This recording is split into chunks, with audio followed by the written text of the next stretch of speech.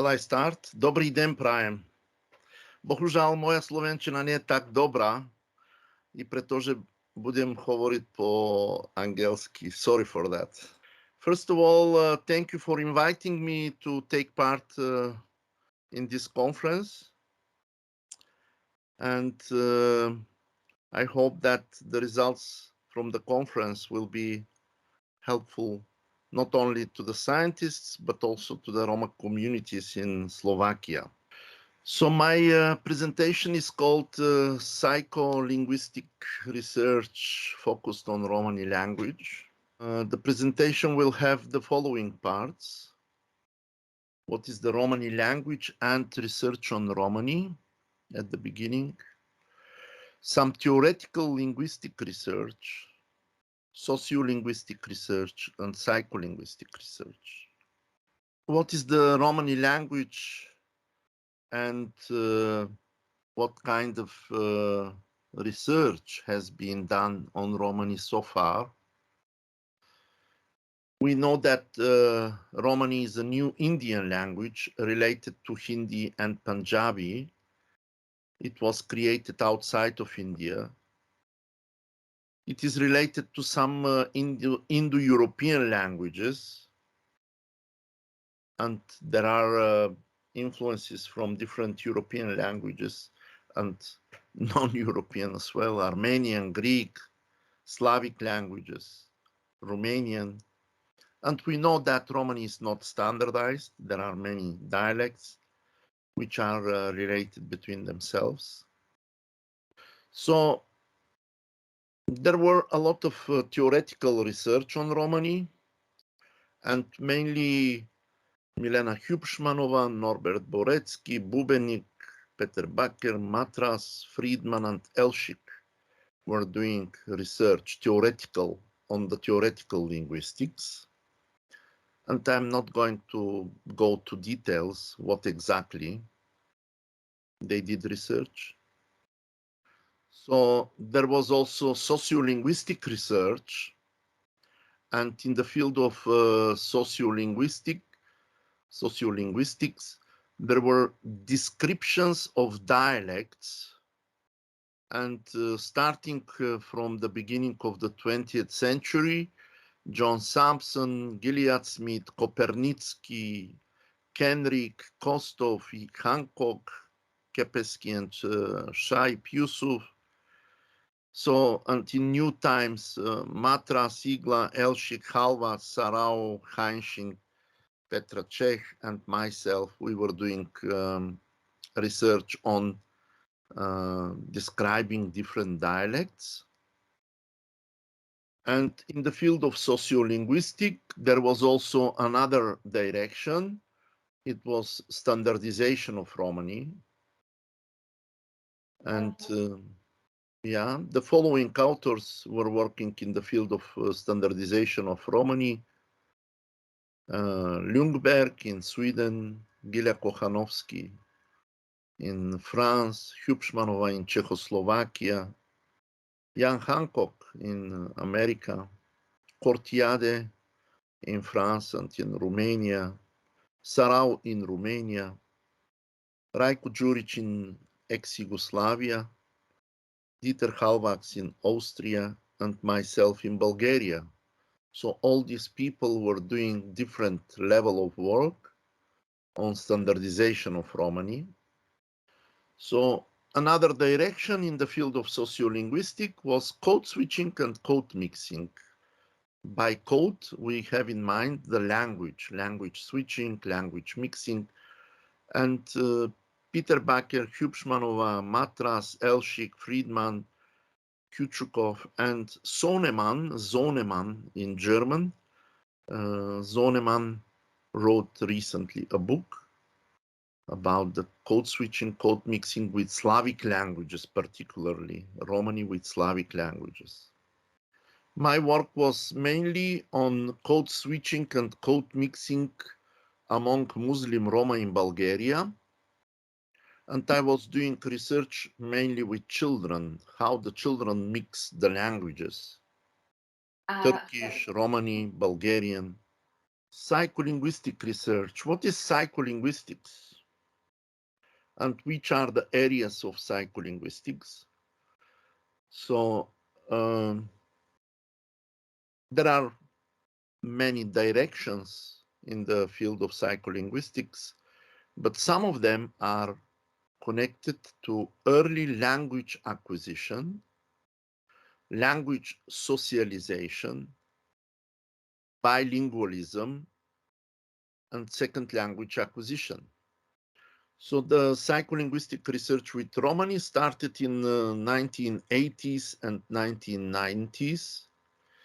The first author was Zita Reger from Hungary, who published on the end of 1970s and beginning of 1980s some articles on language problems of Roma children from Hungary. And Milena Hubschmanova also did publish, I think, just one article on the language problems of the Czech Roma children and their bilingualism. However, there was no systematic studies, no longitudinal studies in 70s, 80s until 90s. At the beginning of the 90s, I started to do research and publications on educational and particularly language problems of Roma children. And in 1994, I published my first article in the International Journal of Psycholinguistics in Osaka, Japan. So this was also, unfortunately, I don't, it seems the pictures didn't show. There was a picture of my first dissertation on psycholinguistics here, but no, I cannot show them. I don't know what happened. They disappeared. I published my dissertation in 1919. I defended the dissertation in 1995 at the University of Amsterdam. And this was the first psycholinguistic dissertation on Romani language, Roma children, whatever. So then, what kind of studies I did in the field of Romani language and what kind of research I did? My very first research was with two boys and two girls from Sofia, from the Roma settlement, which is called Faculteta. And this was the first longitudinal study. And I was recording actually, the conversation between mother and children 2 times per month during 2 years. It was 2 years longitudinal study. And then I was looking how the children learn the Romani phonology, morphology, syntax, and what kind of code switching they make with Bulgarian language. And I was also doing research with my nephews, and they were speakers of Romani and Turkish. And I was observing the code switching with Turkish language. Exactly how this was influencing the language acquisition. All these folklore songs. This was also another very big study. And then I was doing another study with parents, Roma mothers, who have babies between 8 months and 16 months, and 20 parents with children between 16 months and 30 months. And we did a questionnaire with the mothers. We were observing how the children learn the verbs in Romani language. From psycholinguistics, we know that the children learn easily the nouns, the names of objects, but the verbs are acquired later. So we saw that with the growth of the age, their knowledge is growing as well. And we were observing how the children learn the WH questions. These are the questions, the WH words, like who, where, what, how. These are very difficult grammatical categories for the children in this age. This grammatical category, the WH questions, the WH words, are very difficult for the children. But we saw that the children, with the growth of their age, also learn it normally very well. So another study which I did was with 130 children in Bulgaria, 120 children in kindergarten and 10 children in primary school. And all these children were divided into 3 age groups. Group 1, 4, 5 years old, Group 2, 5, 6 years old, and Group 3, 6, 7 years old. And one group of 10 children were from grade 4, so 10, 11 years old, in the primary school. And they were tested with different tests measuring comprehension and production in Romani. So the figure 1 shows how the children understand one word receptive tests. The children were shown different objects, pictures, and they were asked to tell them. And we see that with the growth of the age, the children better understand the Romani language. So these are the results from one word expressive test. So these were, the children had to produce, the children were shown pictures and they had to produce speech, naming the pictures. So again, with the growth of the age, their knowledge in their mother tongue is growing up, yeah, increasing. Again, we tested the knowledge of verbs. Verbs are very important in every language, and they are very difficult for learning. So again, the figure shows that the children, with the growth of the age, they learn they acquire the knowledge of the verbs. And how the children learn to ask questions. This is the figure here. Again, we see that they are developing quite normally, learning how to ask questions. And communicative role taking. We were showing to the children pictures where there is, for example, mother and child. And we were asking the child to tell the story from the position of the mother. And second time, to tell the story from the position of the child. In order the child to be able to tell the story from the point of mother or from the point of the child, the children have to have very rich vocabulary. And we see here from this graph that with the growth of the age, their knowledge, their richness of the vocabulary is increasing.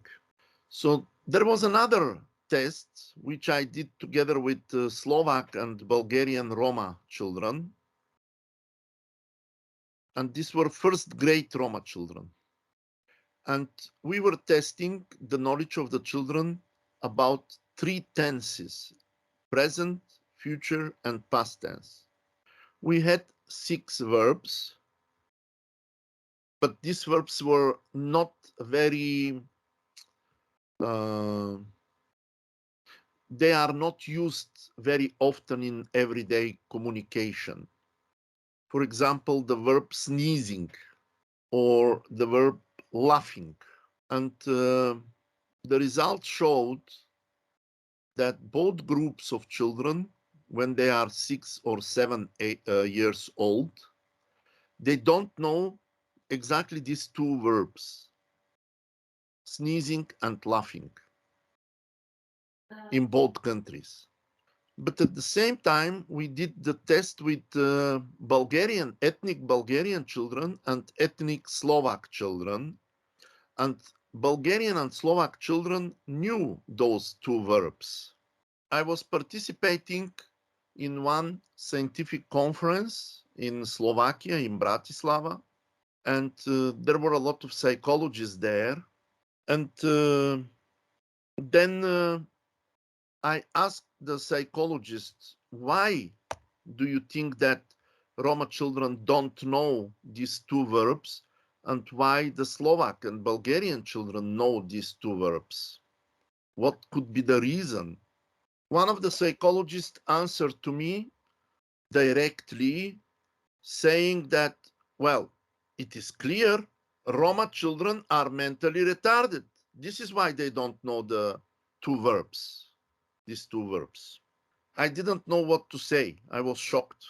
So it seems for some psychologists in Slovakia, learning some verbs later puts the children in the category of mentally retardation, mentally retarded. So in different cultures, different categories, grammatical categories, are learned, acquired by different age. So it seems the people don't understand that, or they don't want to understand that. So all the tests which I did until here, about which I was telling until here, were translated from English language into Romani language. So I did adapt those tests. And unfortunately, there is no standardized test. And unfortunately, there is no standardized test in Romani language for measuring the language acquisition, language development of Roma children. I was in United States for a conference, and there I presented some of the results which I presented here. And I was telling about this case in Slovakia when I was presenting the tenses and the verbs and how the psychologist reacted to me. And then there was one very famous American professor there, and she asked me, why you don't create test in Romani language, having in mind the structure, the specificities of Romani language. And then I told her, well, I don't have experiences creating tests. I'm not a specialist in test creating. And then she suggested that we together can create a test in Romani language, having in mind the structure of Romani. And then we created this test, which has 9 grammatical categories, subtests, testing 9 grammatical categories. And we started with WH questions, words. For example, kto, who, what has on the head. 2 questions, yeah? And there was also 3 words at the beginning of the sentence. Who, what, how. And there was 4 WH words at the beginning.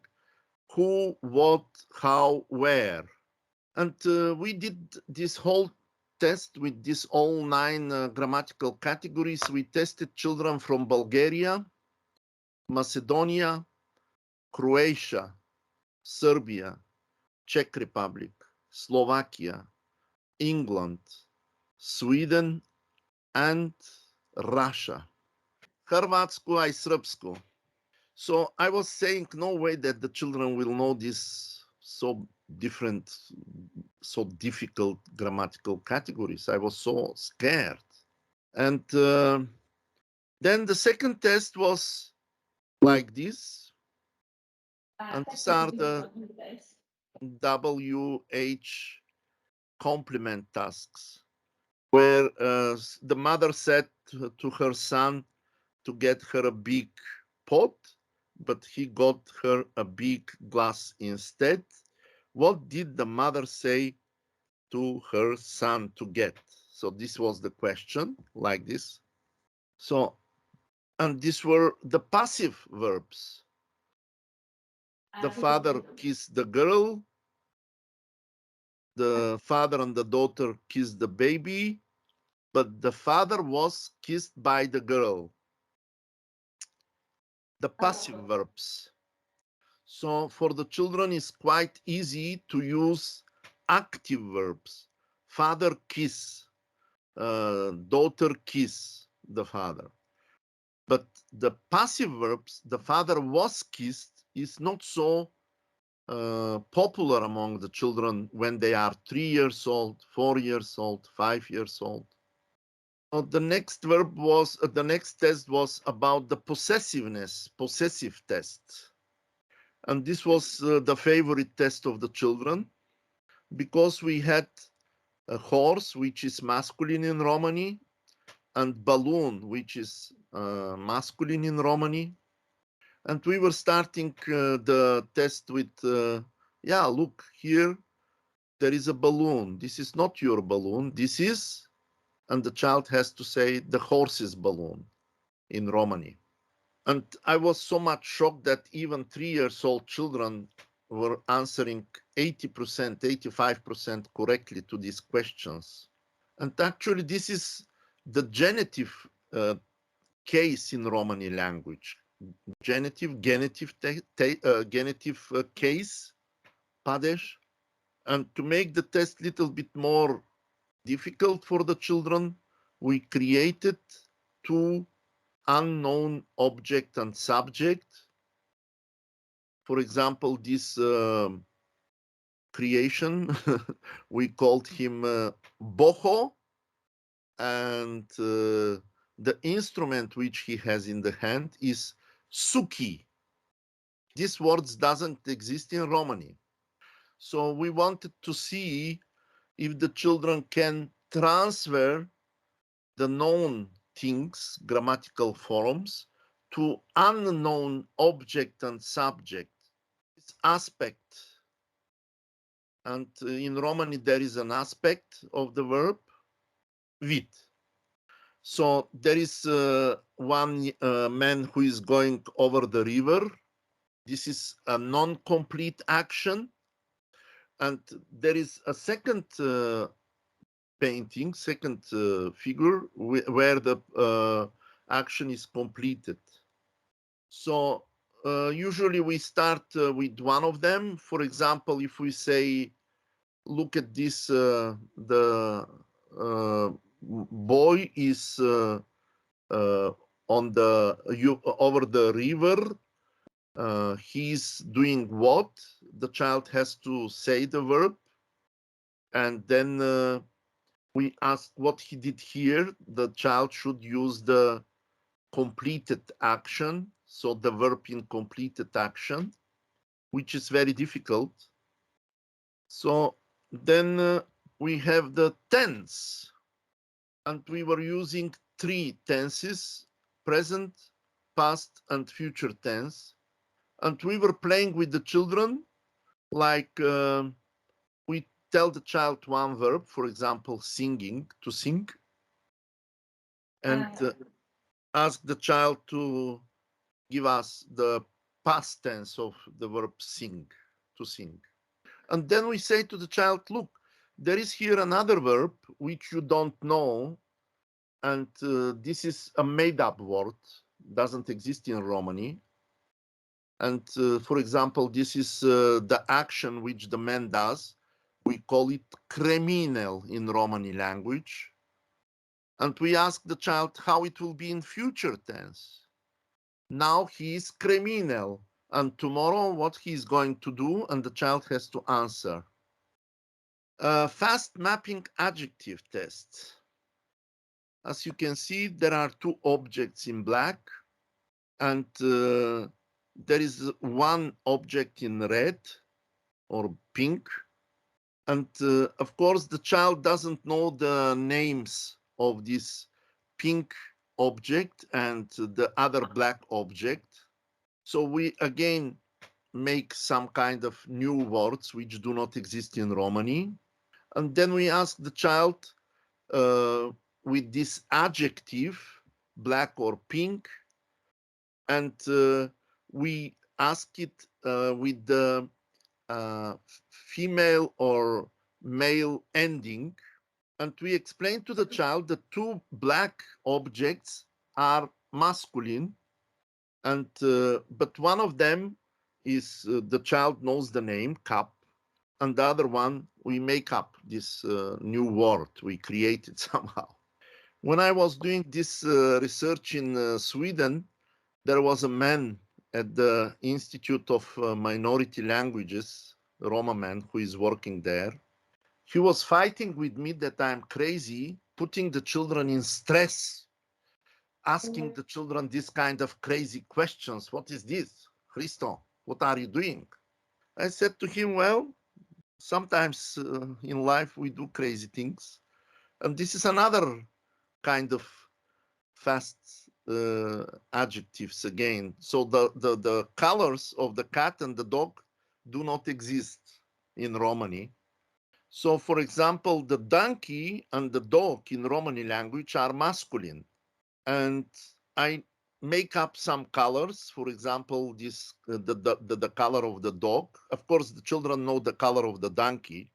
And then I say to the child, tell me this definite article for masculine and made up new word which is new adjective. I say to the child, please show me the, which is masculine article, and then I say the color in masculine, this made up color which doesn't exist in Romani. And there are actually two objects. One is the cat is in Romani in feminine and the dog is in masculine, and then the child should, listening only to the article and to the adjective in the article, the adjective of the together with the article, should understand what I mean, cat or dog. There was also about this the fast nouns. We made up some kind of objects, and the children were so good in that I missed that as well. And what are the results of the children? So the study was done in Bulgaria and in Czech Republic.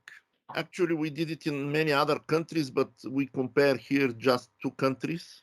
So we can see that for Czech Roma children, the WH questions and the possessiveness were difficult. And for Roma children from Bulgaria, the aspect was difficult. So there was also a repetition of sentences, 10 sentences. And we had also a repetition of numbers. And we were asking, for example, the child, tell after me, repeat after me, 2, 5, and or 3, 5, 7. And there was this kind of every next time we were increasing the number of the numbers. And it was the same with the sentences. We had 2-word sentences, 3-word sentences, 4-word sentences, and until 7, 8 words in the sentence. For many people, this kind of test is craziness. This is crazy. Why you put the children in the stress? Who needs that? Why we need this test? Well, I usually answer with this, that if a 4-year-old child, 3-year-old child, 5-year-old child knows 80, 90% of the tests, that means that the children are normally developing children as any bilingual child around the world. So that means that Roma children are not mentally retarded. If a Roma child knows this kind of very difficult grammatical categories in their mother tongue, but they have problems with the second language, then the children are not, the problem is not in the children. The problem is in the school system, because the school system is not prepared to work with this kind of children. In the school system, we have one methodology of work, and if you do not fit in that methodology, then the problem is on you. This is what we think. So the contemporary school should rethink the methods of work that the school turns place to be place for every child, not only for the children who have the official language as their mother tongue. And on the end, I should say that this kind of psycholinguistic tests and this kind of psycholinguistic research should be more in order that the teachers, the psychologists, the pedagogues, they should know more about these problems. Otherwise, always the Roma children will be blamed that they are mentally retarded. And very often in our societies, the poverty of the Roma and Roma children is put in the same level as their IQ. If you are poor, then you have lower IQ. So the poverty doesn't mean that you are stupid or mentally retarded. The poverty shows only the social status, economical status of the family, but not the intellectual development of the child. Okay, I think we should stop here. I have been speaking something like 45 minutes, and I would like to show on the end two books. Of course, they are in Bulgarian language. This one is Psycholinguistic Approach to Education of Roma Children in Their Mother Tongue, Romani. And the other book is about the title is Socio-Cognitive Factors for Literacy of Roma Children in Their Second Language in the Conditions of Multilingualism and in the Conditions of Multilingualism. And this is a comparative study between Roma children from Slovakia and Bulgaria. So thank you very much for your attention.